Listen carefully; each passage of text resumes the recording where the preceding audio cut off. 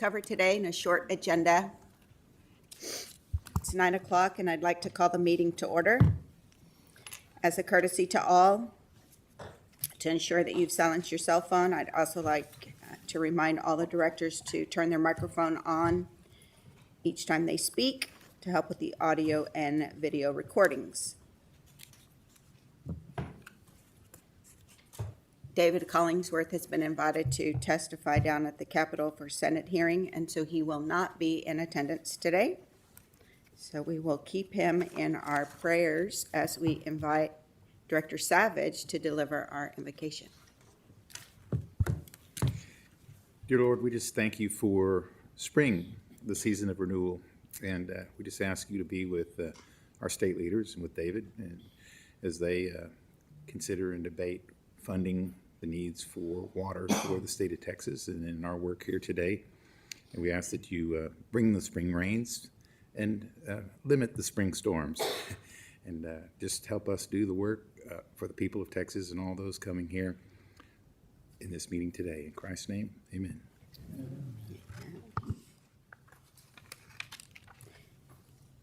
Directors Abraham, Boren, Jimenez, and Jared Smith indicated that they would not be present for today's meeting. We've reached the portion of the meeting where we have set aside time to hear from you, the general public. Those interested in providing comment, we ask them to fill out a card, and we have no one interested, so we will move on to our agenda.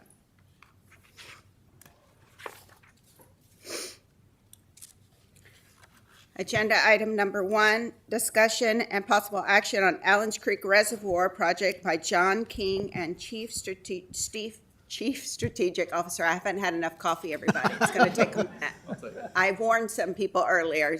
You know it's real now. Get ready. Well, Madam Chair, before we get this agenda item, I just wanted to take a minute. As you mentioned, we've got a short agenda, but we've got some pretty big items on that short agenda. And this first one is no exception to that, and that's Allens Creek. It's actually kind of coincidental that David's down in Austin testifying for one of the big water bills this session, the main goal of which is to provide funding for water infrastructure going forward and to help entities like us develop water projects to meet all of the massive water needs brought about by the growth in our state. And so this agenda item goes right along with that in Allens Creek. You know, Allens Creek is a massively important project for the Brazos River Authority. It's a very important project for our basin in terms of future water supply. And we get asked all the time, where are we on Allens Creek? Is it moving forward? Is the permitting moving forward? How are things going? And the answer we give people is, yes, we have moved forward. We have started. A year or more ago, we began doing some of the environmental work and some of the property research that ultimately build in to what we're talking about today. The agenda item you're about to see is the next step. It's the next phase, the next big jump in terms of this massive permitting effort that we're going to have to go through before we can get to construction. So I know John and the team at Gannett Fleming are going to have a lot of good information to show y'all. Allens Creek will be the biggest project that this organization has undertaken in a very long time. And it will likely be the biggest project that many of us will be involved in for our entire careers. So these are really exciting times at the BRA. We're looking forward to presenting this information to you, answering your questions, getting your input, and hopefully getting your approval to keep this process moving forward. So with that, I'm going to kick it over to your MC for this agenda item, John King. Thanks, Matt. Okay. Matt, one question. Before he begins, may I say one thing, and that is every time we meet, everybody in this organization presents incredible slideshows, information, and you all keep us informed. Every time I have a question when I'm reading something in the next sentence or paragraph, it's answered. But I have to say that as I was reading through this Allens Creek Reservoir project, this is a page turner for sure. Yep. It was so beautifully presented, and there's so much in here that, I mean, I don't even, like I know this much and you all know this much, but there was so much that was presented in here. And I have absolutely no doubt and every hope that as you make this presentation to us today, John, you are going to fill in any little flesh out things, skeleton, everything, because you all always do an excellent job. And this is such a huge project. I just wanted to, ahead of time, commend and compliment. So thank you for letting me say that. Yeah, thank you, Judy. Thank you, Director Crum. Thank you, Director Crum. That's a lot of expectations to live up to, so we'll try not to go downhill. So as Matt said, we're here requesting for your consideration approval for a contract to move forward with the Allens Creek Reservoir project. As Matt said, I want to just add to it, it is an exciting project. There aren't a lot of projects that we get to be involved in that have the potential to develop the amount of water that Allens Creek can. Almost 100,000 acre feet of water for a growing Texas. It's pretty important. The other part of that is it's a legacy project. It's a legacy project for the organization as a whole. It's a legacy for us who work on it. And it's also your legacy as the board of the decisions you make, the approvals you make, allow this project to move forward. So with that in mind, let's talk a little bit about the growth in Texas and how it could potentially impact our basin. So what you see before you are the adopted numbers from the 2026 Regional Water Plan. And much like the Regional Water Plan before, there were certain areas of growth that just stick out pretty heavily on the map. As you can see in 2080, the I-35 corridor here, we know that that's growing. In previous board meetings, we've had other staff present projects that are working towards helping those areas. But also at the bottom of our basin in Fort Bend, Brazoria County, there's pretty substantial growth there too. That's where the Allens Creek project is uniquely situated to be able to help meet some of those local needs. If you'll look at the location, it's almost kind of due west of Houston, located in Austin County, just south of the town of Sealy and I-10. This location puts us close to those growth centers, allows us to be a resource for that. And also there's the potential that it will give us additional flexibility in how we manage the water supply system as a whole, allowing us a closer bucket of water, if you will, to the lower region may allow us, efficiencies in the upper region to not to have to release water when times dictate. So just a little refresher on the project itself, the property site. It's about a little over 9,500 acres. It's a big property. From top to bottom, it's over 5 miles in length, and in width, at the widest point, it's over 3 miles. It's just, there's some open cropland, there's some very dense forest on there. It's a little gamut, it runs a little bit of everything, but it's a difficult terrain to get around. We do own the entirety of the property. That was completed with the buyout of Houston a few years ago.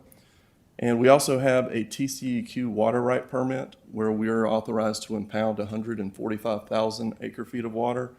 And a yield we anticipate around just under 100,000 acre feet. It's a lot of water. The project features, let me go back real quick to the permit. We have 2 pump stations identified in the permit. There's 2 alternatives. And we'll delve into that a little bit more in a moment to have some slides to illustrate why it's important that we select the correct location. But that's a specification in our permit. When you talk about a project like this, there are certain features that it will have. It'll have an embankment, a spillway to be able to release the water. We'll need an intake on the river to be able to pull water when flows allow and convey it over into the reservoir for storage when needed. So just to give a high level of the process, how do we go from today to where we have water available? By and large, these types of projects usually contain these major concepts, and that's the permitting design, preliminary design efforts. That's everything that goes into getting your 404 permit application put together. That's alternatives analysis, species studies, cultural analysis, just a myriad of things that go into this extensive package that we would deliver to the Corps of Engineers for their review process. Once we get a record of decision and the Corps issues what they find as the least environmentally damaging and practicable alternative that we can construct, then we would move into final design. And that would be taking the engineering to a level of construction for all of the different components that are included in this project. And after we have that, then of course we would move into the good stuff, and that's moving dirt and actually building things during the construction phase. This is a long process. There isn't really a one-size-fits-all approach to this process. And the reason being, for all of the reservoir projects that have been undertaken in Texas, there are site-specific characteristics that dictate the amount of time and the types of studies that you must do. So it isn't easy to assign values in here. We can kind of extrapolate from other projects and say, this could be a 10 to 20-year project for the time that we get to fill water. But it's just all dependent on the types of studies that we have to do and what additional information needs there are.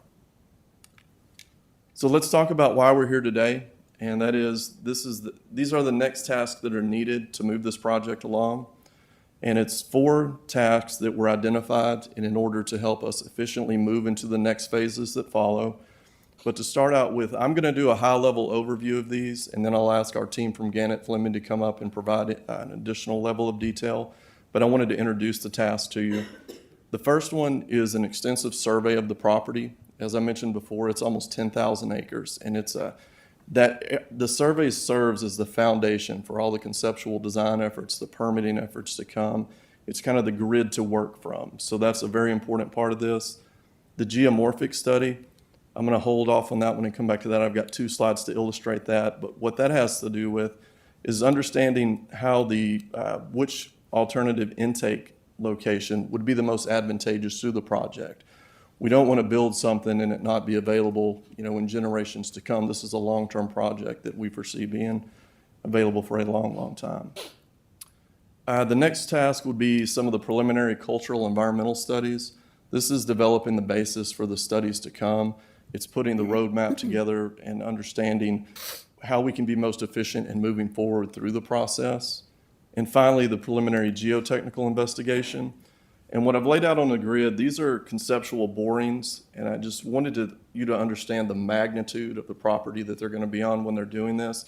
This area within the red boundary is around 6,000 acres, and they're going to be working from everything through farmland to forestry to some other habitats that are difficult to get to. So it's a very labor-intensive effort to get this drilling equipment in and capture all the borings that they need to.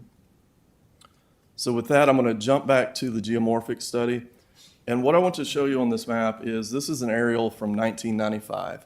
And if you'll notice at the red arrow, there's a county road there, and you can almost you can kind of see where that road was at one time.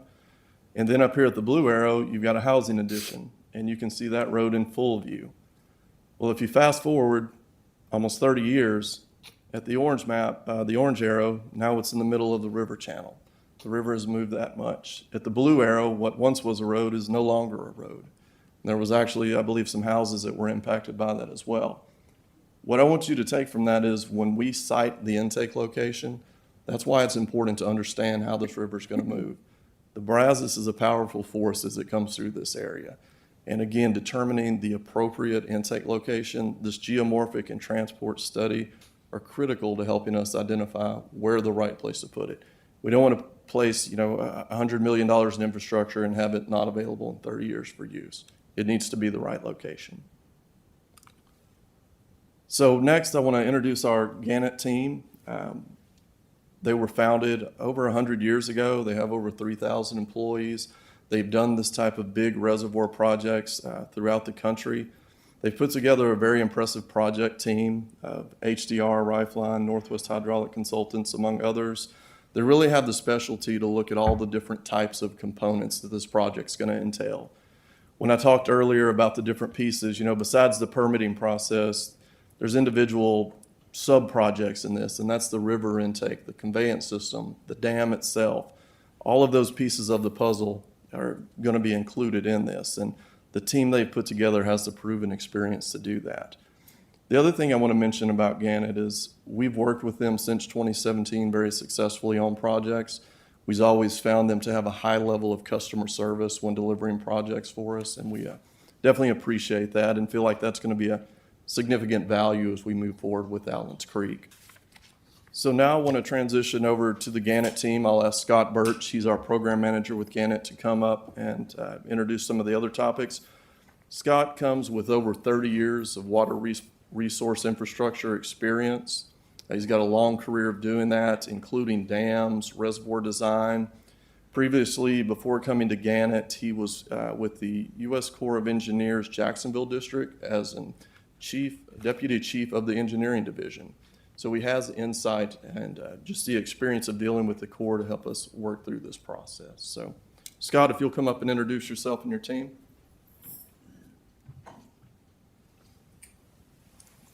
All right, thank you, John. Good morning, everyone. Directors, I appreciate the ability to come and talk to you today. Again, my name is Scott Birch. I'm with Gannett Fleming. I'm the Deputy Director of our Geotechnical Dams and Hydraulics practice. That's a practice of nearly 300 employees and engineers and scientists across the country who focus almost exclusively on dam and reservoir projects nationwide. If I could, I'd just like to introduce quickly some of the other members of our team here. First of all, Carrie Beningay. Carrie works with me at Gannett Fleming. She is our Deputy Project Manager for Allens Creek, and again has over 35 years of experience working on dam projects throughout the country. Also with us is James Thomas. James is with HDR, again, a 30-plus year veteran of environmental studies, cultural resource studies. He's the the lead environmental scientist for South Central Texas, and most importantly, has a great deal of experience of getting permits through the Galveston District of the Army Corps of Engineers. So we're really thankful to have James on the team. And also with us is Corey Shockley, also from HDR. You may know Corey, he's worked on BRA projects, and Stuart Vacti from Gannett Fleming, again, working on a lot on BRA projects, and they have helped us kind of pull all of this information together.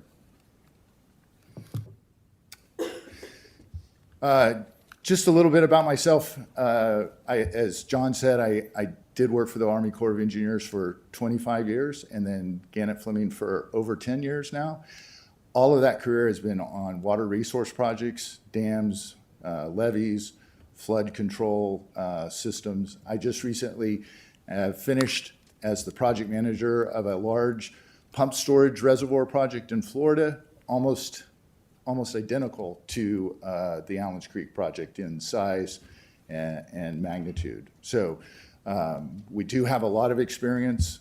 Gannett Fleming was founded in 1915. Our very first project was the remediation of a dam in Pennsylvania, and that ability to work on dams has been with our company for the entire history. Together with HDR, we team with HDR on a regular basis. They were our co-partner on the dam in Florida that I was just telling you about, the C23 South Reservoir. Between the two companies, we have worked on over 3,000 reservoir and dam projects throughout the United States and North America, some up in Canada. So we have a lot of experience with this, and we're so excited to be able to work with the BRA to bring this project to realization.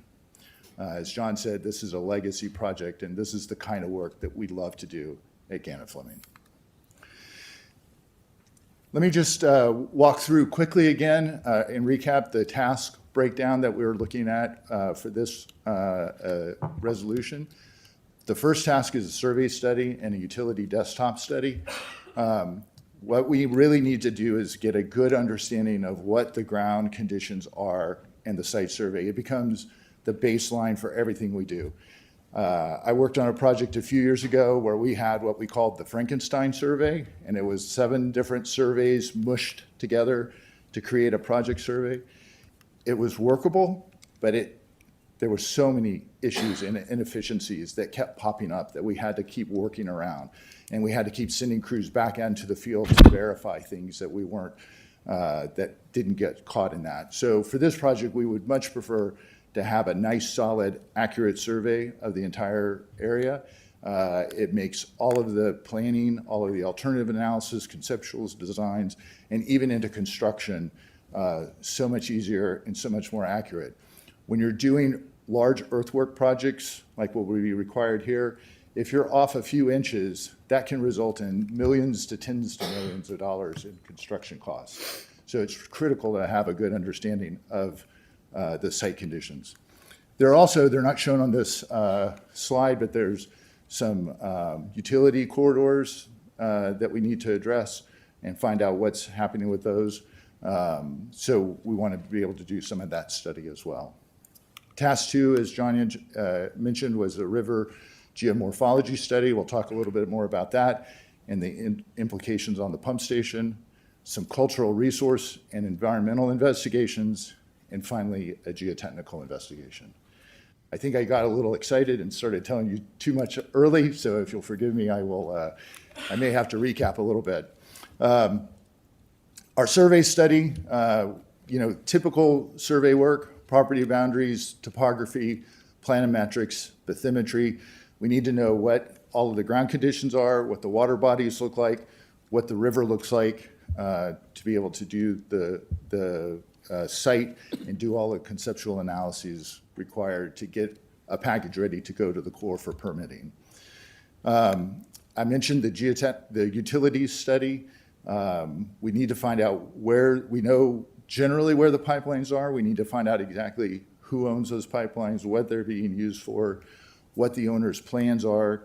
Are they going to abandon them? Are they going to continue to use them? Will they need to be relocated, or can they be just abandoned in place? So that's the purpose of that part of the study. What this does for us is it gives us a good baseline to work from. It will streamline our future permitting and design activities. It'll ensure the accuracy of the BRA parcels and the property that is already owned. And it'll allow us to be able to very easily get through the permit process and then move right into construction. We won't have to go back out and resurvey extensively. There may be, before construction, a few things to get picked up, but for the most part, we'll have the basis for everything that we need. The next piece is the geomorphology study. And as John indicated, this is a part of the river that changes quite a bit. There's two areas. There's the river bend here where the pump station is, and there's, I've got a better slide in my next slide of the potential meander cutoff. It's a very active part of the river. And as we site our pump stations, we're concerned with, will this part of the river continue to be the main stem channel, or will there be a cutoff of the river? How far and how fast will the river continue to move towards the west and towards the new embankment dam? So to be able to evaluate that, we need to do some flow velocity investigations in the river, some geomorphic assessment. That's a very specialized field of geotechnical engineering that looks at the geologic conditions and evaluates erodibility and movement between the water interfacing with the types of soils and rocks that are in the area. We need to do some hydraulic modeling to evaluate bank stability, and we need to do a preliminary sediment transport assessment. And the sediment transport is a very complex analysis. We will likely need to do a more detailed analysis when we actually design the pump station. But what we really want to find out is, can we put the pump station in this part of the river, or do we need to move it further south? And as you can see here from the slide, the meander cutoff, this has been moving, this part of the river has been moving closer and closer together. And you can see some of these other, see if I can, well, I can't get the top button. Oh, so you can see some of these existing oxbow lakes here. Those used to be part of the river channel, those little arcs. And it could be that this big meander here becomes, at some point, an oxbow lake as well. So if we site our pump station here, and 20 years from now, this river channel cuts off and is and then the pump station would be isolated from the rest of the river. That is not a good thing to happen. It's also a time question. This could happen in 30 years, it could happen in 50 years, it could happen in 200 years. So the geomorphic analysis will help us understand both the severity of what could happen in the future and the time frame for having that. And that becomes a really critical point in siting these pump stations, because if you site the pump station close to the reservoir, you're going to have reduced pumping costs. It's not going to take as much energy to pump the water from the river into the reservoir. But if that meander becomes isolated, you could end up with, as John mentioned, millions of dollars of infrastructure that now has to be redone somewhere else. Site number one here is on a much more stable part of the Brazos, and it from a sediment transport and a stability standpoint, it's a perfect alternative, but it's much further from the reservoir. It requires additional land acquisition and a lot more pumping costs. So we really need to find out this baseline information so that we can make a good decision on a life cycle cost. So not just the initial construction cost, but how much does it cost over the life cycle of the project to be able to pump the water and fill the reservoir and store it. So this will provide us the data that we need to do that. Yes. I know it's options, that it could possibly, the river cut off itself, right? Yes, sir. Is it against some kind of federal law that you can't just cut it yourself? You know, just cut in so that the water would naturally flow straight down? Yes, sir. There's a lot of things that we can do. You know, you could armor portions of the bank. You could make the cutoff and do that. The problem with that is it would then require a Corps of Engineer permit to do that. And that is a very extensive, it'll be an extensive process for the reservoir. It will be even more to do that with the river system. It's certainly something that we would look at during all our alternative study. And this geomorphic study would feed the data into that to decide whether that's a good, something that we should investigate further, or whether it's just really not going to be very viable.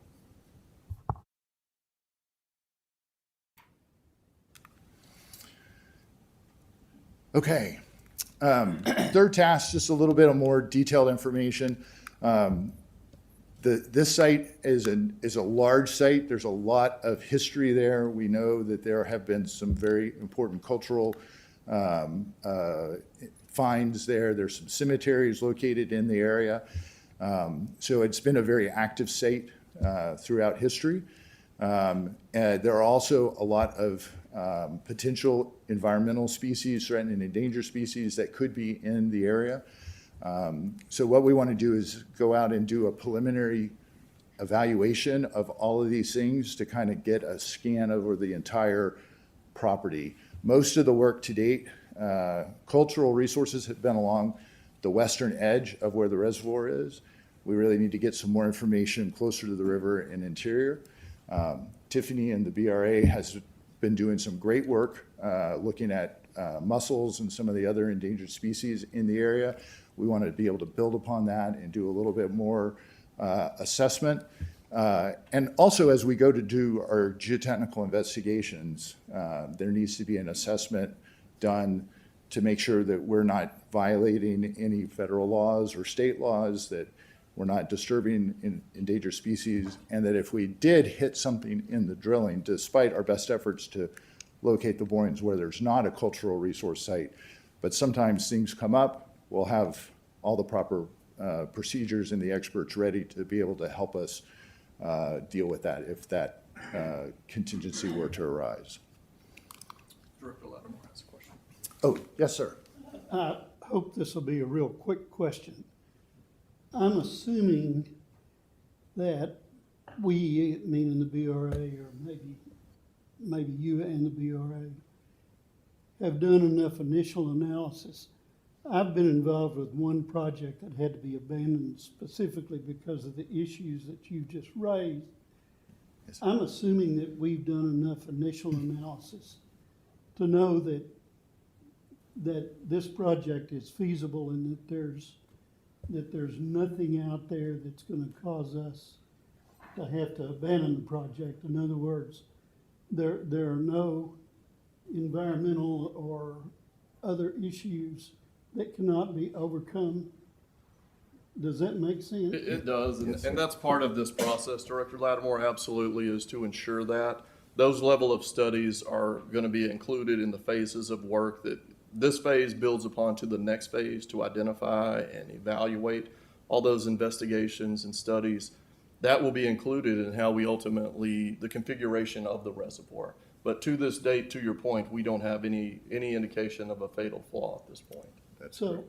so you're asking us to spend what is more than an insignificant amount of money, but we really don't have any idea of whether whether we would be able to go on to phase two or not until we get the results of this initial study. There have been previous studies prior to our ownership. You know, at one time this was owned by Texas Genco HL&P, and they did some preliminary studies. So we have all of that data, and that data will be fed into the new information that's going. But to this point, we have no indication to think that there's anything that would cause a stop point. Thank you. As I said earlier, this information will help us streamline the permitting process. To your point, Director, the Corps will want to see when we go for the permit, have we fully investigated everything? And so this information will be the baseline or to help us kind of make sure that we've investigated. This study is kind of cursory in nature. It kind of gives us the big picture overview so that we can really fine tune our future studies, find the areas where we really need to focus in our cultural and environmental studies, and be more efficient in our design, conceptual design and alternative analyses. So it does help reduce a lot of uncertainty as we go forward. And then finally, the last task is the geotechnical investigation. It's pretty straightforward. Well, I say that for me because I'm a geotechnical engineer, but not all of you may be geotechnical engineers. What we need to do is really get some good understanding of the foundation material that is at the site. There's been a lot of drilling that has been done as John mentioned, there was some other uses of the site back in the 60s and 70s. We've reviewed all of that information. There are a couple of things here at this site that are concerns that need to be evaluated so that they can be appropriately addressed in the design. One is compressibility of the soil. There's a lot of clay materials here. And when you build a large embankment and put a lot of load on these clay soils, they will start to compress and settle over time. We need to be able to do some investigations to determine how much settlement will occur over time, and that will help us decide how do we build do the actual construction. Do we do it in phases? Do we have to put drainage into the foundation to accelerate the settlement? Do we need to do preloading of the site before we build the embankment? It will just really give us a lot more understanding of how that will happen. The other thing is sometimes these soils can be very sensitive when they're exposed to repeated wetting and drying, and over time they will lose strength. If these soils, we believe that these are those types of soils from the preliminary investigations, there are ways to deal with those. We just need to know if that's the type of soils that we have that will appropriately make sure we address it in the design.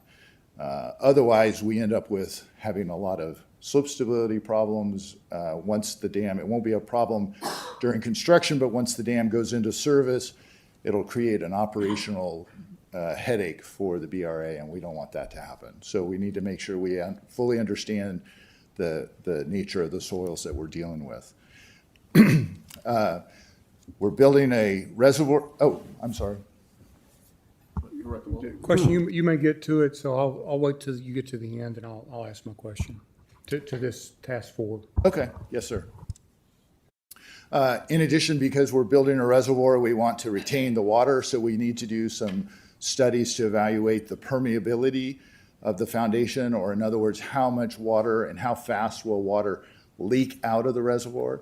That will help us decide what kind of seepage mitigation measures. Sometimes dams require grout curtains or cutoff walls to ensure that the water stays in the reservoir and doesn't leak out into the foundation.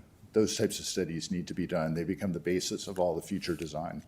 And then once the field work is done, there's a very extensive laboratory testing program that needs to be done to evaluate a lot of these engineering properties. And then, of course, data analysis and reporting. And again, all of these tasks are designed to reduce uncertainty in our conceptual design so that when we go to, at some point, we'll be going to the Corps of Engineers with a permit package, And we will be able to answer all of their questions about cultural investigations, concept designs. And when we come out of the permitting process, we'll have a good foundation and a good understanding of the site properties, which will help us to move quickly then through the final design and into construction. What's a borrow source? A borrow source is where, when you build these earthen embankments, you need to bring material out of the ground to do that. So if the material on site is suitable for use, we can just dig large pits within the center of the reservoir and use that material to build the embankment dams. Or we may need to go off-site to another property or a quarry to be able to get some material. Our hope, the cost is significantly cheaper if we can use all the material that's on site. So that's the purpose of really getting a good understanding of those materials. Okay. Yes, sir. Okay, so several thousand acres here, and you're talking about drilling to assess that. What other mechanisms or state of practice as far as geological assessment do you intend to use to reduce risk given the large area? So right now, we've looked at whether the need to use geophysics. There's a way to use acoustical and sound waves into the ground. Based on the preliminary data that's there, we don't believe that that will be very effective because of the types of materials that are there. Our boring program consists of traditional drilling where you drive sample tubes into the ground and then you pull them back out and you collect a soil sample. That material can then be used for laboratory testing and visual identification. We're also doing what's called cone penetration testing, which is where you press a sensor into the ground, electrode sensor, and it will record the tip pressure and the side pressure, and you can use that information to determine shear strength of soils, potential permeabilities, densities of soils.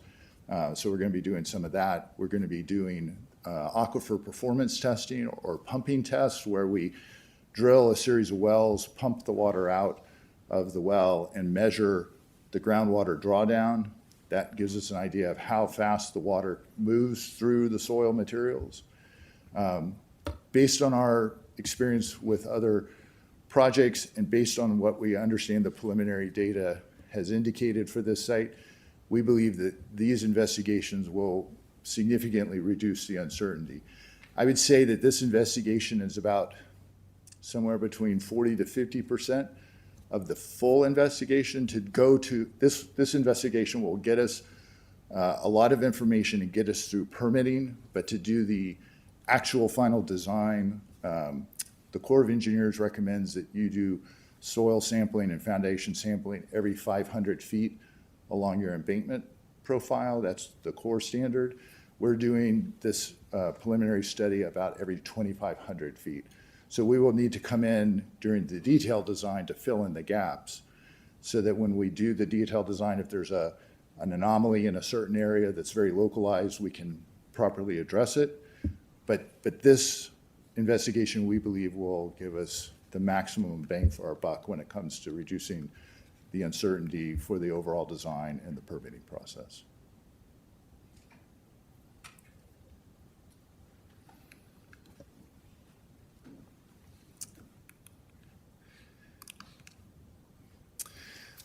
Just a quick word about the schedule. We believe this work will take, all of these tasks will run concurrently, except for the laboratory testing. You'll need to get the samples out of the ground first before you can do the laboratory testing. We believe all these studies will be done in about a year. The laboratory testing for the geotechnical analysis may stretch out to a year and a half. So we've accounted for that in the schedule. But I would say the great bulk of work will be done in the first 4 to 6 months after notice to proceed is given. So there's going to be a lot of activity over the summertime months. And then after, by the time we get to September or October, all of that The vast majority of that data will have been collected. We'll be analyzing some of the data, finishing up some of the models, doing some of the reporting, and drawing the conclusions from that so that we're ready to go when the design's ready to progress to the next step.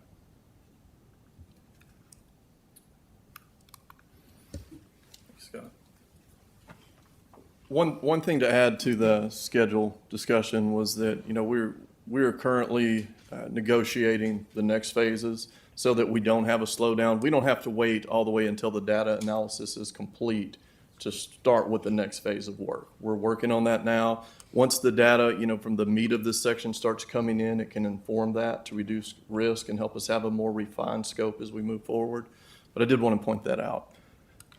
So the fee that we've negotiated and reviewed, what we're asking for your approval today for is $9,803,826. You will see the breakdown amongst the four major taskings there. Another thing you'll notice in the resolution is we'll also be asking for a budget amendment, and that has to do with timing differences in project delivery. We didn't want to burden the FY25 budget with a lot of extra money until we understood how much we were going to be able to spend this year. So that's included as well. It does not increase the overall capital budget, though. Yes, sir. Does your 9.8 million include a contingency allowance?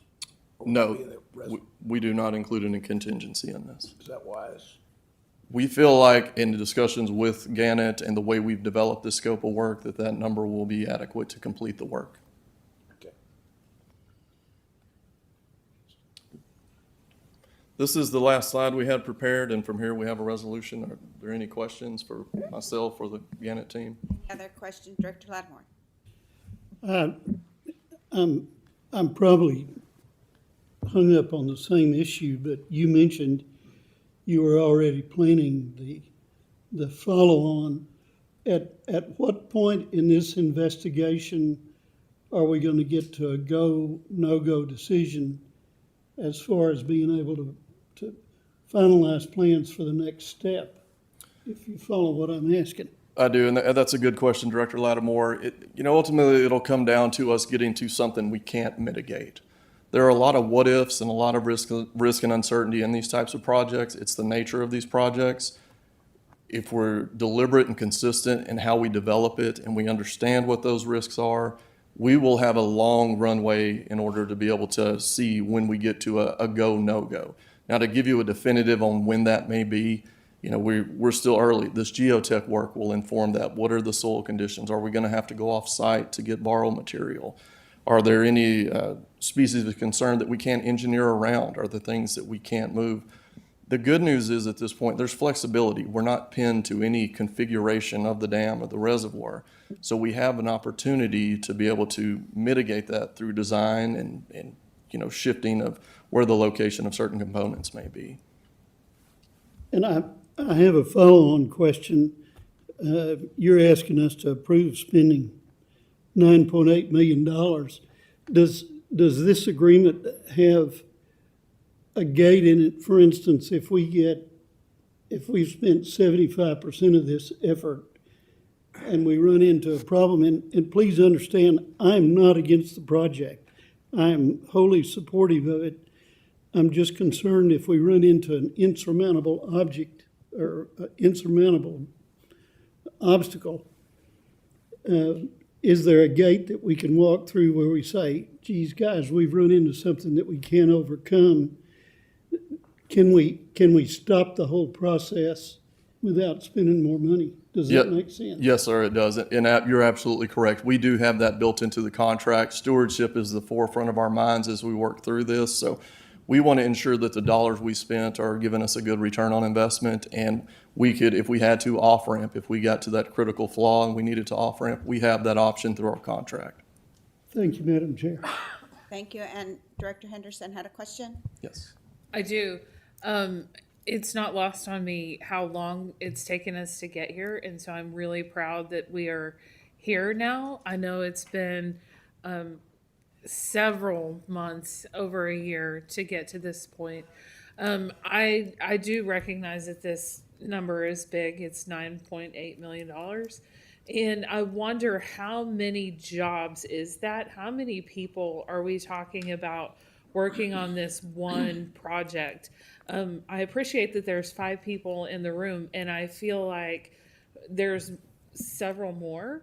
Do we know the total number of people that are going to be working on this? Yes. Scott, do you have a estimate on that? I would say from the engineering side, we would have probably 30 people working on different phases. That includes James' team of cultural archaeologists and environmental scientists doing their work, geotechnical engineers from Gannett Fleming logging the core material as it comes up from the sampling and performing the aquifer testing, the engineers and modelers who are doing the geomorphic study. All of those, I would say, would probably be about 30. I would probably say there's another 30 to 40 people who would be involved in the actual drilling. So we have Fugro, who's the geotechnical drilling contractor. They would mobilize their own staff to come out and actually perform the drilling. So the equipment operators, the drillers, the assistant drillers, same with surveyors. We would have survey technicians and surveyors. So overall, if I were to give an overall FTE count for the entire project, I'd probably say it's 30. At some points, we may have as many as 60 working at one time, but that may only be for a few months at the height of the drilling and the surveying activities, and then that kind of settles back down into a more of bigger picture baseline. That's good to know. I appreciate that. I can't remember the other question I had. You probably just answered it, so thank you. I appreciate that. You're welcome. Director Wellen has a question, I believe. Did you have a question? Yes, ma'am. Like I say, I've got a couple of questions.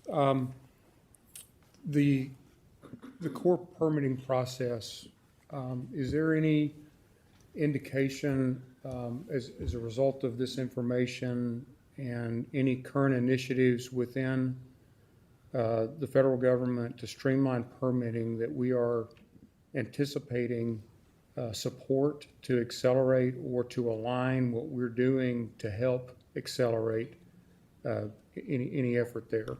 That's Right. my first question. Okay. Matt, do you want to jump on that one? I think the best answer I would give you on that one is we don't know yet.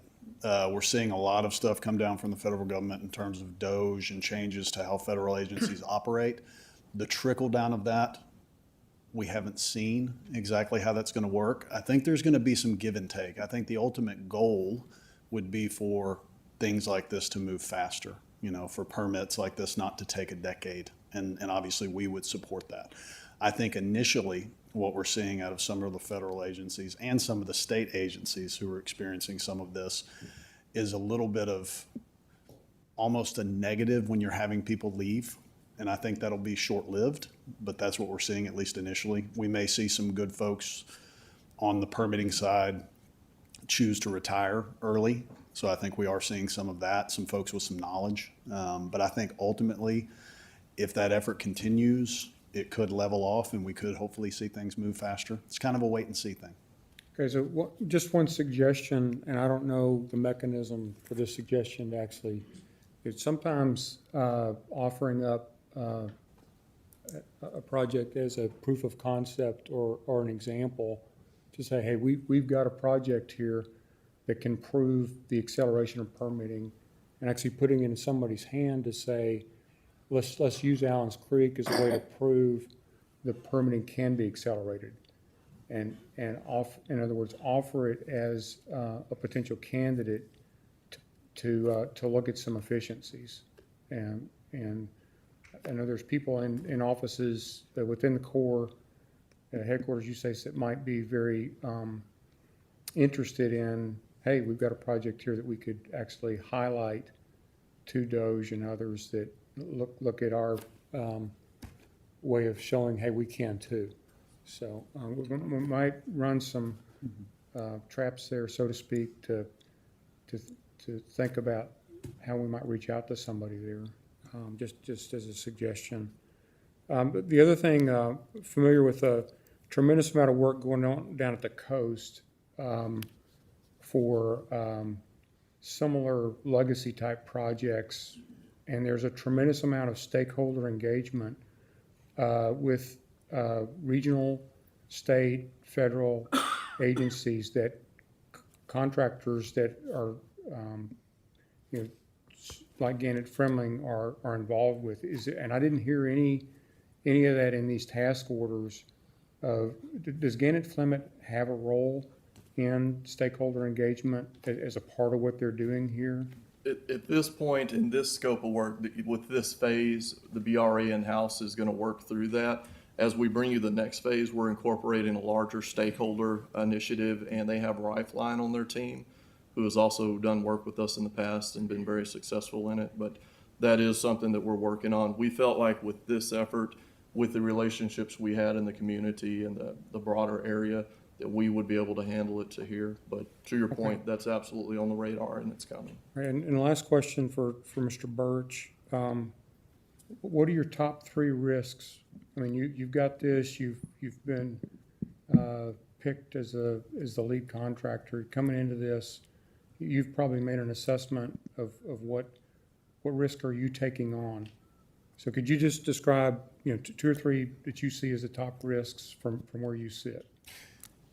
So we've been we have a long history of working with the BRA, and we really enjoy working with this agency. There are some great people on staff here who work through potential issues with us. We've had a lot of conversation with John and Laura Lee and others about risks, and we have made sure that all of those are addressed. So the top ones that I see here, the number one is weather. We have been very, looking at how the weather progresses. We've been reasonably conservative. We've kind of based it on a little bit wetter than normal year for our understanding of the site. And if you've been down to the site or anywhere, honestly, in South Texas, and it rains, everything turns into a goop, and it's really hard to get around. So we've worked in. We've assumed that the weather is going to be just a little wetter than average there. There are clauses in the contract that I'm sure John could speak to more eloquently that address if we get another Hurricane Harvey. We haven't assumed that in there. Our hope is that so far this year, the weather in this part of the state has been a little drier than normal, and there could be some opportunities if it stays that way to be even more efficient in the drilling and to get it done, which will result in savings to the BRA. Director Weldon, could I just clarify, are you saying risk specific to the project or to the scope of work? I'm thinking of the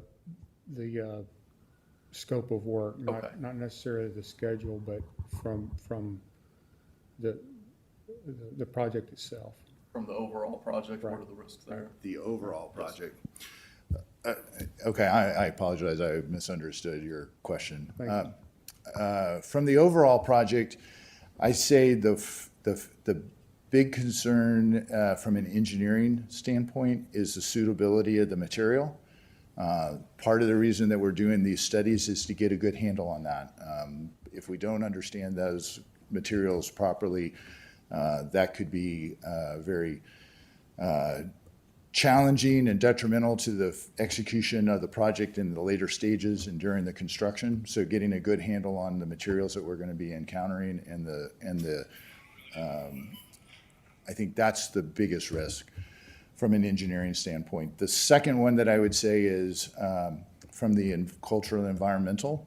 All of the indications indicate that there shouldn't be much to be concerned about. I mean, we need to go through our process to identify and document. There will be probably mitigation that needs to be done, but if there, as was mentioned earlier, there could be something that encounters it that could be a potential problem. That then leads you into the permitting and what happens as we go into permitting. That could slow down the project down historically. Having HDR and especially Corey and James on the team who have done a lot of permitting for these types of large water resource projects, they understand what the Galveston District Corps of Engineers is looking for. helps us to mitigate that risk. And then I think my final concern is back to the geomorphology and where does the river bend? What happens in this big looping section of the river? We have to make some decisions about where we site a pump station, and where we site it, that's a $20-30 million piece of infrastructure, if not more, just for that piece. And if we pick the wrong area, then there's a lot of maintenance or a potential of having to come back in the future and retrofit it or remediate it or potentially build a new one. So getting a good handle on this geomorphology. If the results of this study come back somewhat inconclusive, I think from a conservative standpoint, we would be recommending to the BRA to find a more conservative site, a place where we had a better understanding of stability of the river. And there may be some other sites. We've listed the 2 that are in the water rights permit, but there's some other potential sites that we could look at as well. Does that answer your question? Thank you. Thank you for your comments. Director Savage has a question, and I think that's the last one we have here. Hey, John. I mean, this is a pretty historic moment, for the BRA, and then we've been doing some things internal to our organization to change our staffing, and, so you're the project manager now. He's talked about his full-time equivalents, but I know since I've been on the board, we've had a little bit of trouble with timeliness, just from our own limitations, staff-wise. Is the BRA staff prepared, to not be a timing problem, if they're getting the work done, but we have to supervise and be available for meetings and everything else? I just want to hear what our internal staffing, are we set up for this, for success? Absolutely. We've been looking at that, and what we don't want to do is burden a bunch of FTEs at the wrong time of this project. It will grow, staff will grow as this project develops, and we likely will need additional staff. We do feel confident that right now we have the internal staff to be able to facilitate what needs to be done and not be a bottleneck for whenever, again, it comes to us looking for guidance or a decision. Does that answer? John, I appreciate you breaking this project into bite-sized pieces for all of us, because it is a huge project, like you mentioned before, the largest project BRA has tackled, so thank you for that. And then those on the board, I've been talking to David, and it's very possible that we're going to go ahead and create a subcommittee like we did the properties committee and some of the other committees, so that way we can have close communication with BRA, help understand the intricacies as we go through the project, maybe help answer questions along the way before we bring in the presenter, because there are a lot of questions and it's a lot for all of us to understand. So if you think you might be interested in something like that, just let me know, and I'll be getting with David in the next couple of weeks to see how we're going to move forward. But for now, I think we've gotten all the questions. And John, let's go ahead and move on. What's next? We have a resolution for you. Thank you, everyone.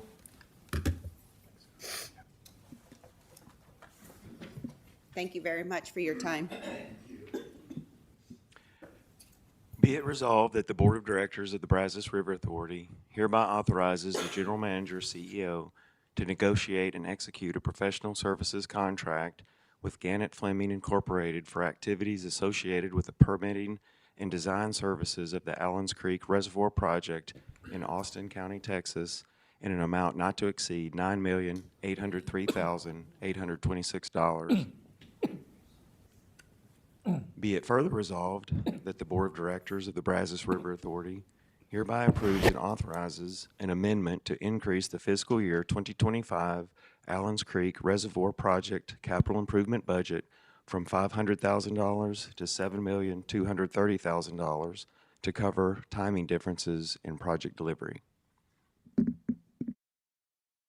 You've heard the reading of the resolution. Is there a motion to adopt? A motion made by Director Crone, a second by Director Lattimore. Please poll the board. Presiding Officer Flores, Yes. Director Huber, Yes. Director Lloyd, Yes. Director Giese, Yes. Director Henderson, Yes. Director Crone, Yes. Director LaChance, Yes. Director Lattimore, Yes. Director Embro, Abstain. Director Parks, Yes. Director Ruiz, Yes. Director Savage, Yes. Director Taylor, Yes. Director Weldon, Yes. Director Wilson. Yes.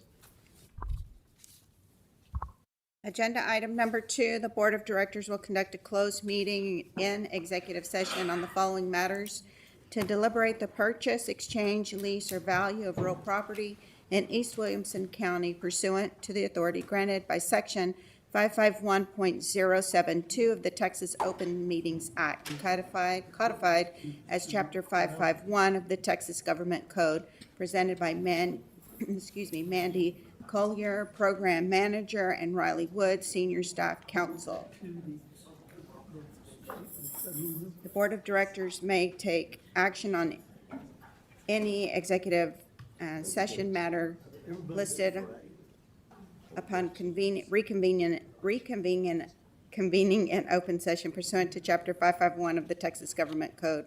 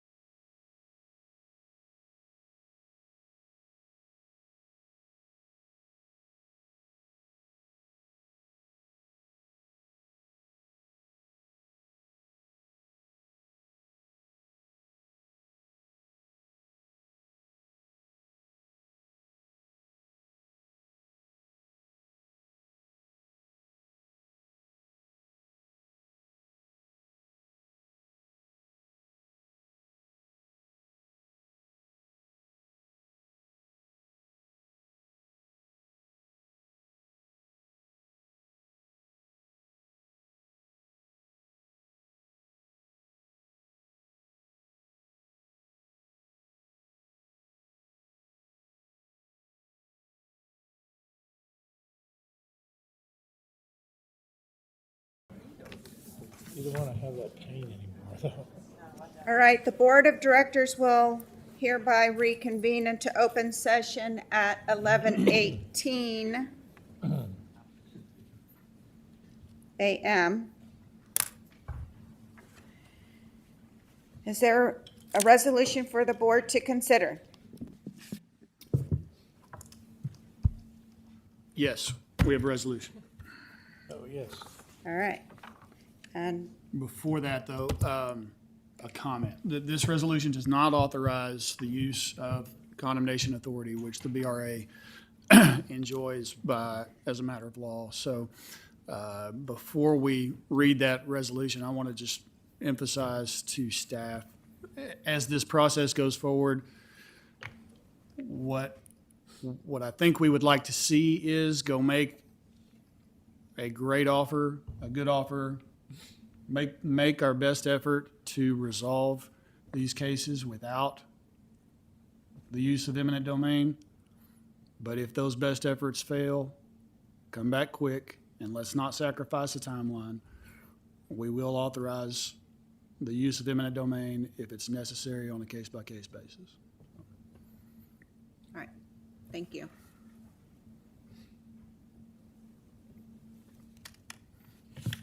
Please read the resolution.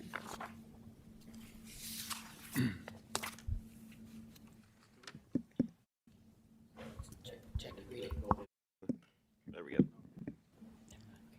The Board of Directors of the Brazos River Authority hereby authorizes the General Manager, CEO, to proceed with acquiring easements within the established budget for the East Williamson County Regional Water System Treated Water Pipeline Project located in Williamson County, Texas.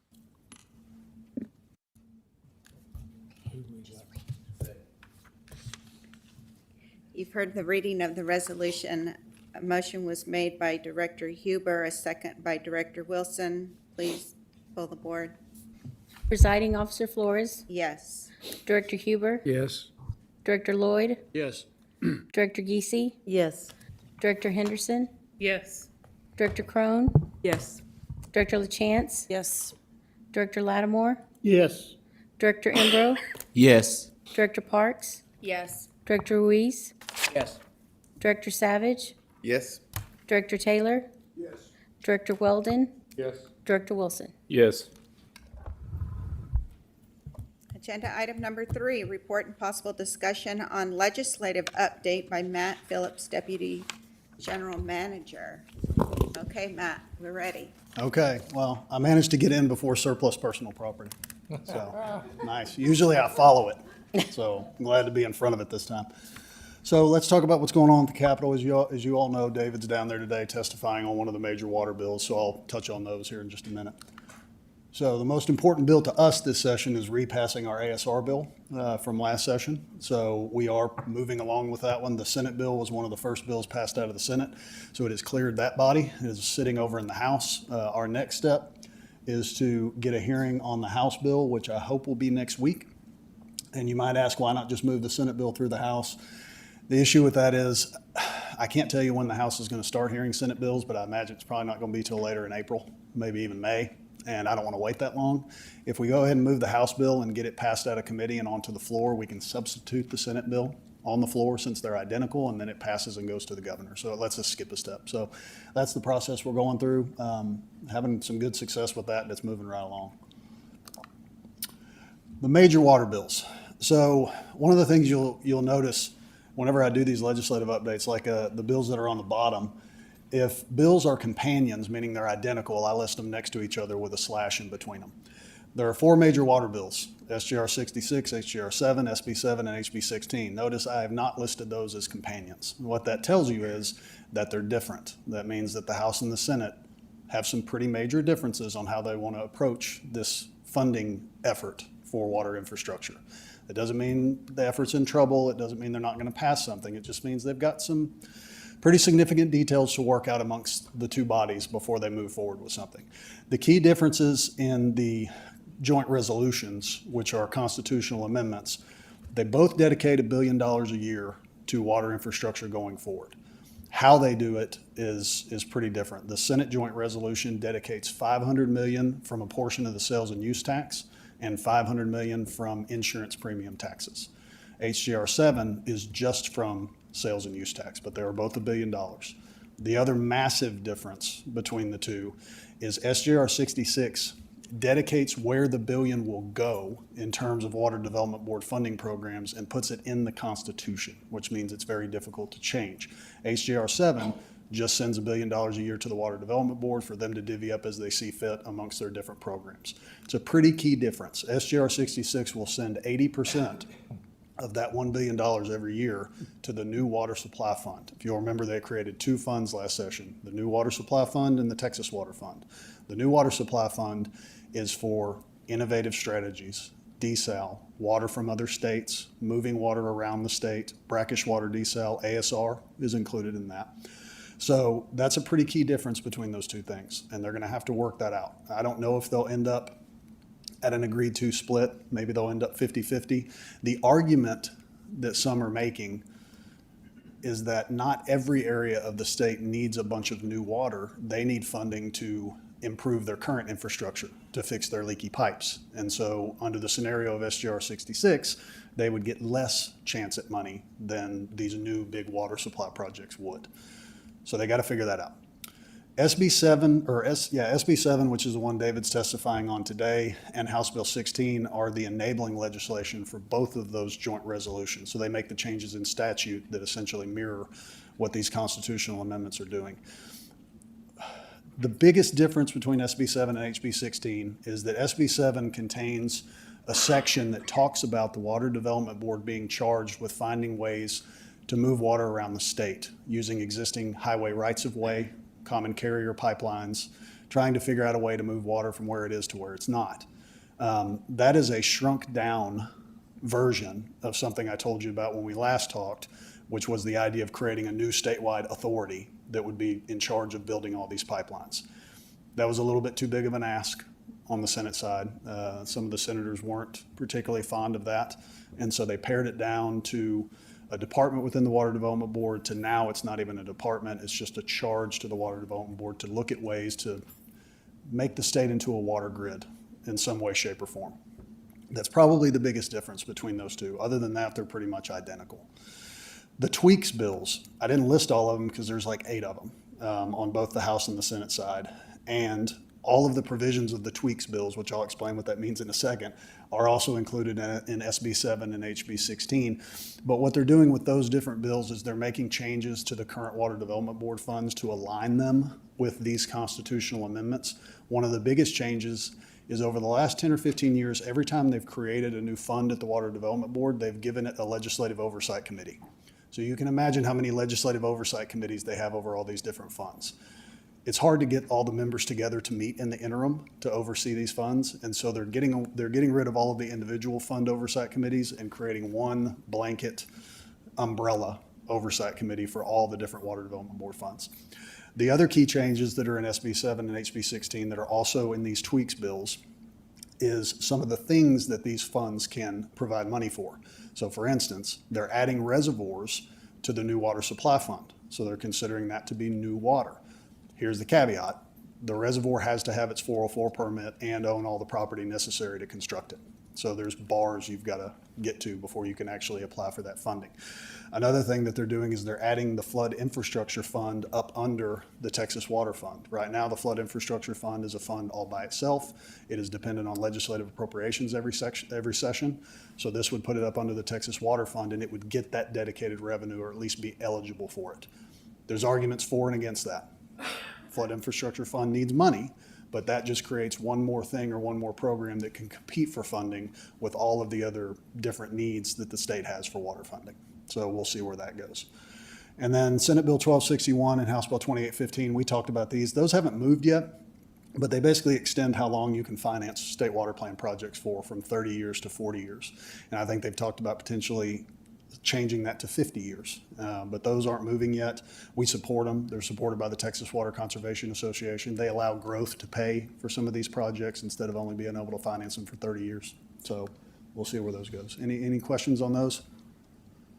They're going to do something, okay? They're going to accomplish something. Just what that looks like remains to be seen. There's a lot of differences that need to be worked out. And let me say this.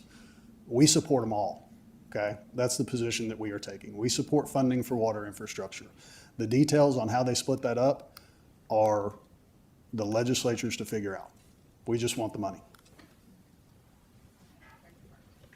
Who's carrying HJR7? Cody Harris. Okay, thank you. Yeah, Cody Harris is carrying 16 and HJR 7, and then Charles Perry is carrying 66 and SB 7.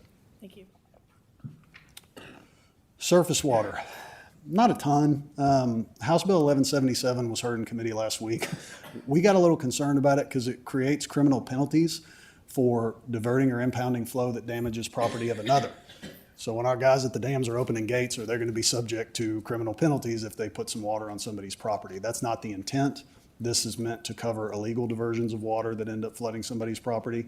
So they're going to work on that one. They're going to fix it if it moves forward to make sure it doesn't impact dam owners, folks like us that operate reservoirs.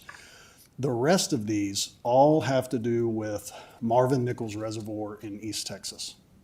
There's a lot of controversy around Marvin Nichols Reservoir. The folks, it's a reservoir that's going to be built in Region D, the water supply source of which is supposed to supply Region C. So it's building a reservoir and likely using eminent domain to take a bunch of property to build a lake in a place where that water is actually not going to be used. It's going to be transported somewhere else. It's always been a controversial project ever since its inception. It's been in the water plan forever. House Bill 2114 or Senate Bill 2114, House Bill 2109 actually remove Marvin Nichols from the state water plan, so it would not be able to get funding through the Water Development Board. The important point about those two bills is they remove any reservoir from the state water plan if they've been in the state water plan or a version of it in the last 50 years. That includes Allen's Creek. So obviously we're talking with the author of that bill. That was not his intent. He only intends to catch Marvin Nichols. So if that moves forward, it will likely move forward with language that says that provision will not apply to a reservoir that has a state water right, which would then get Allen's Creek out of that. And there are others that it catches too that would get as well. 2115 and 2114 basically keep any engineering firm that participates in the regional water planning process. Every regional water planning group has an engineering consultant that does their work for them. It keeps them from participating in any reservoir project going forward. So that would affect a lot of the folks in the engineering community that do that work, plus also work on reservoirs. It could impact some of the ones that are working on our reservoir. So watching that one.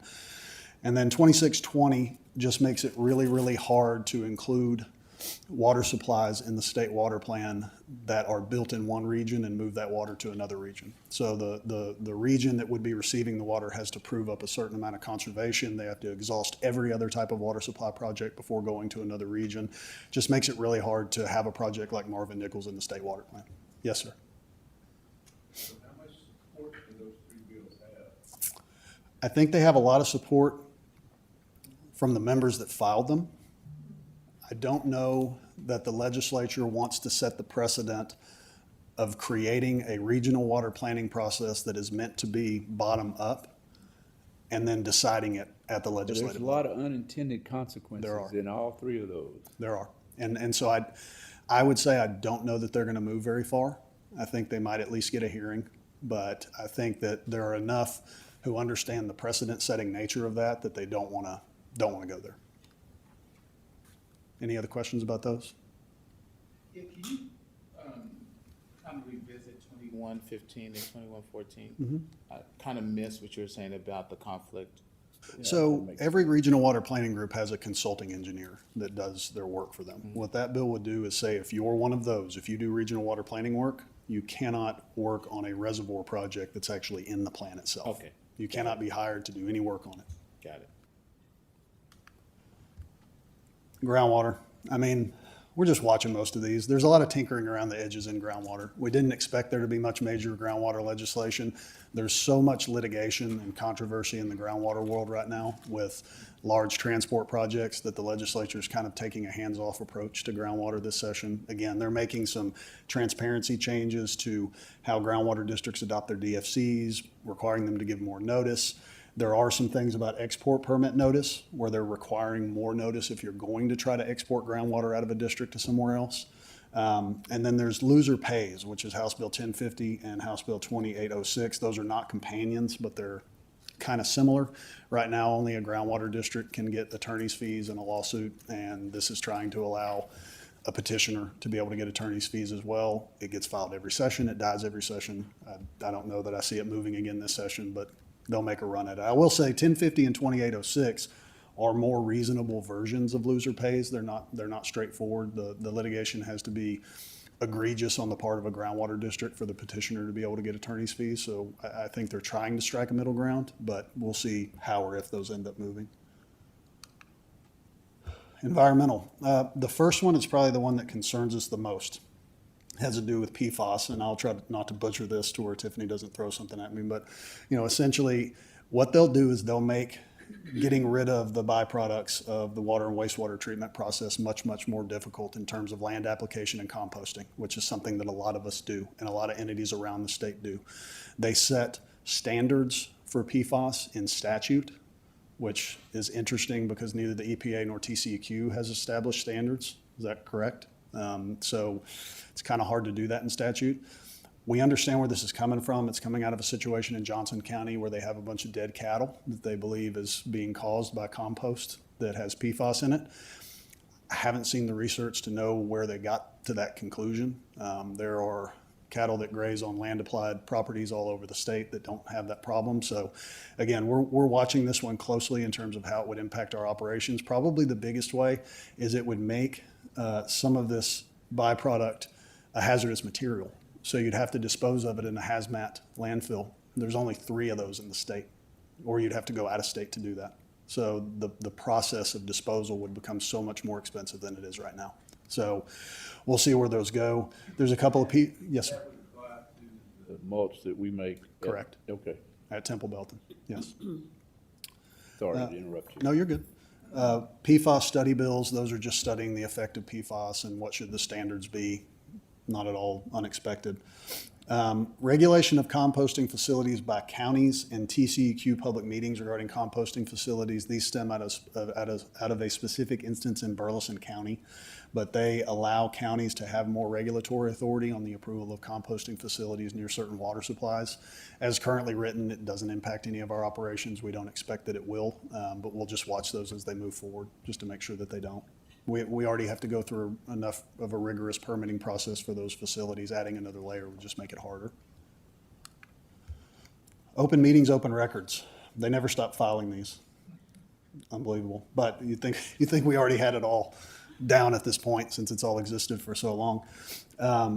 Maintenance and production of electronic public information. This one was filed last session. It just dictates how you have to make electronic information available in terms of being searchable and sortable so that folks can get through it easier.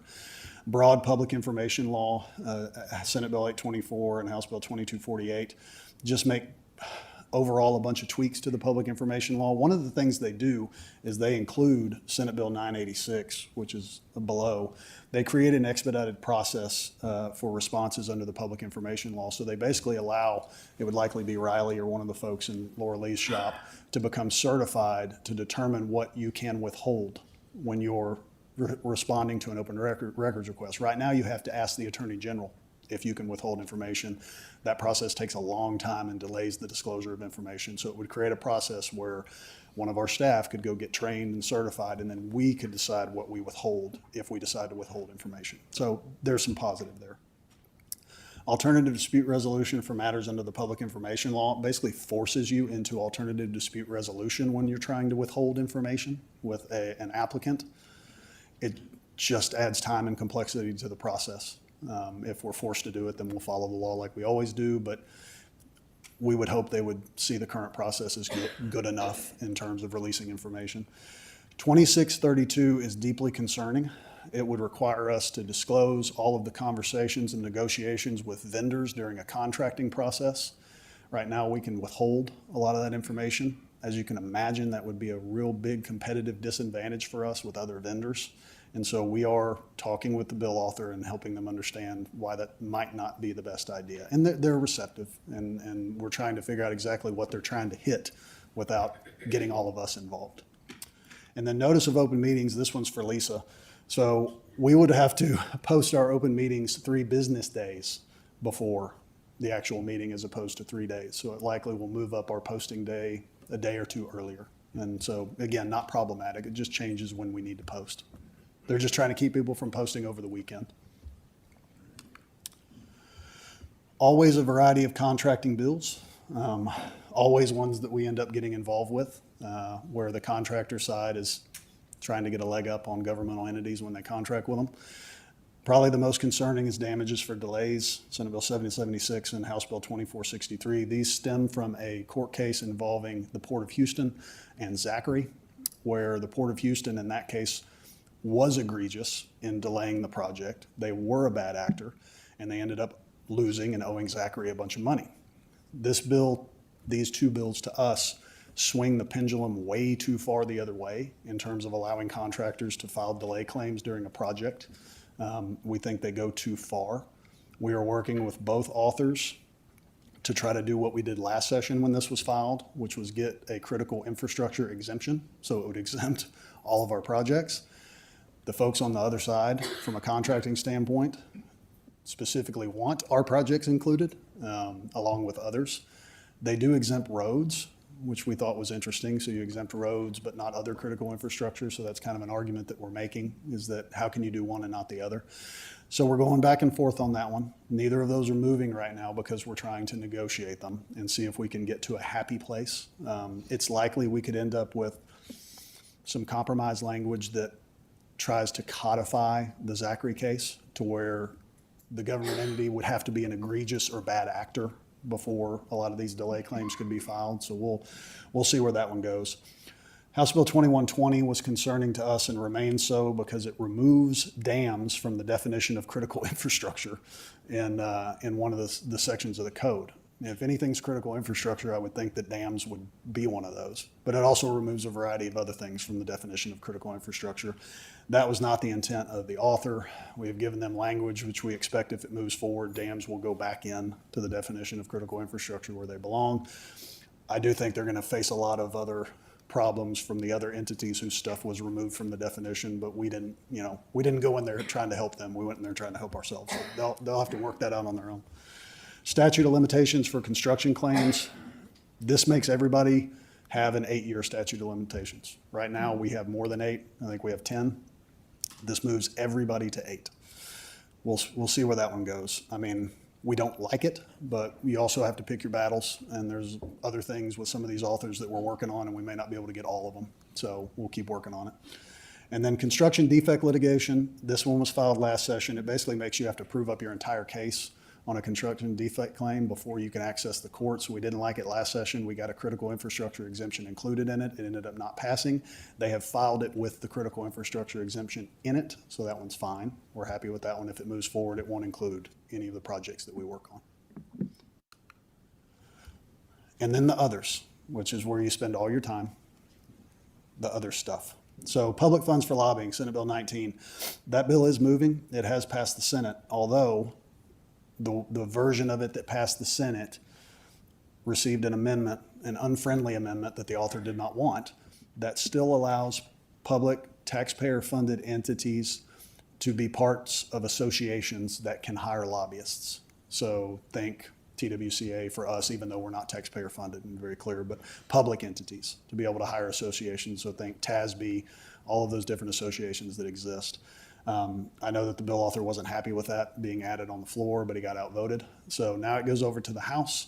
And on the House side is where those of us that don't actually levy taxes or receive state appropriations or tax funds are going to try to get ourselves out of it, because that's usually where we do it, is over in the House. We would like to limit that bill to entities that have the ability to and are imposing a tax, so that it does not include self-funded entities like river authorities. House Bill 12 and Senate Bill 1943 are just audit bills. They're seeking to add an additional process on top of the sunset process. So right now you have the sunset process, which we go through. You go through it every 12 years. This adds a mid-cycle state auditor's office efficiency and effectiveness review that the entity undergoing that review has to pay for. And so as it was initially filed, it did include us. It included any entity that undergoes sunset. We went in and made the argument that, hey, by the way, we already have to pay for our sunset process and nobody else has to do that. And we also already have to do 5-year management audits, and we have annual financial audits. at some point, how many audits are we going to have to go through that we have to pay for? They fully received that, and the committee substitute of House Bill 12 that's moving has taken us out of that audit process. So we will still be subject to sunset. We will just not have to do the mid-cycle review. DOJ-related bills. So there's a committee in the House that is the DOJ committee. The Senate doesn't have one, but they're still moving DOJ-related bills. Most, if not all of those bills do not affect us at all. They all have to do with state agency rulemaking, particularly regulatory rulemaking. And they create a much more robust legislative oversight process on how state agencies make and adopt their rules, particularly those that regulate occupations. So we don't expect any of that to affect us.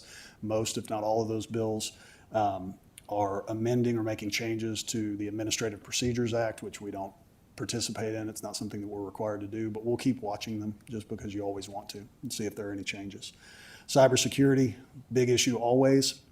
Senate Bill 1034 and House Bill 4231 seek to create some new requirements for cybersecurity for mainly retail water utilities, which does not include us.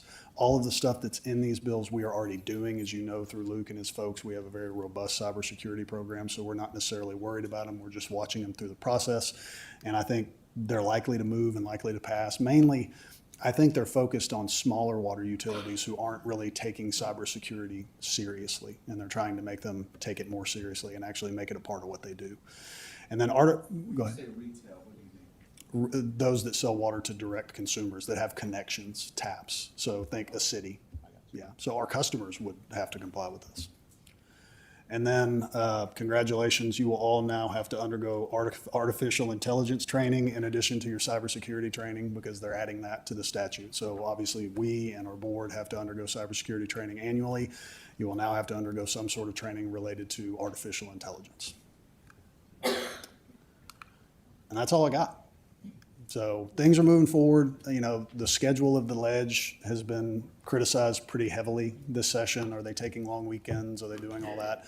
What I would tell you is the schedule this session is no different than the schedule has been every session. It's pretty much the same pace, and they'll ramp up here in the next, couple of months. It'll go a lot faster, but the idea that they're not getting the same amount of work done that they always do or don't is just, it's not correct. They're running along the same timeline that they always do.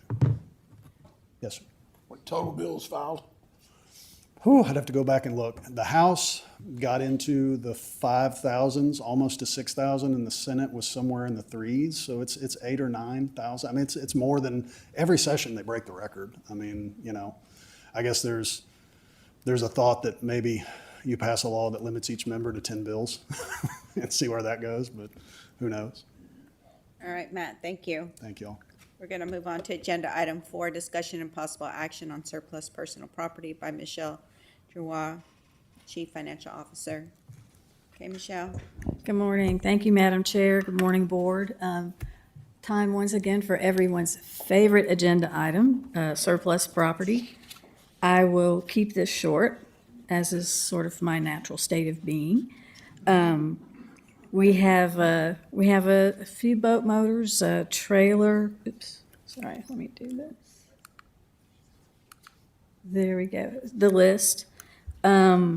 We have some miscellaneous office furniture and fixtures. We also have some cubicles as we're moving forward with replacing the 30-plus-year-old cubicles that are kind of scattered throughout the building. And as we're replacing those, we are making room for additional office space as we're doing that. We also have some AV, audiovisual, and IT equipment. All of the equipment that was in the boardroom that was replaced during the upgrade recently is all ready to be surplus. So if anyone had any questions about anything in particular on the list.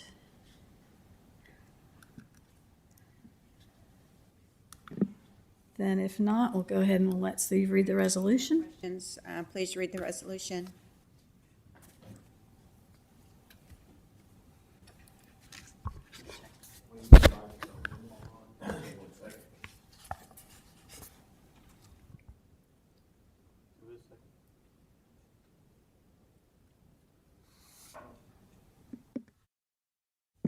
Do you want me to go ahead and?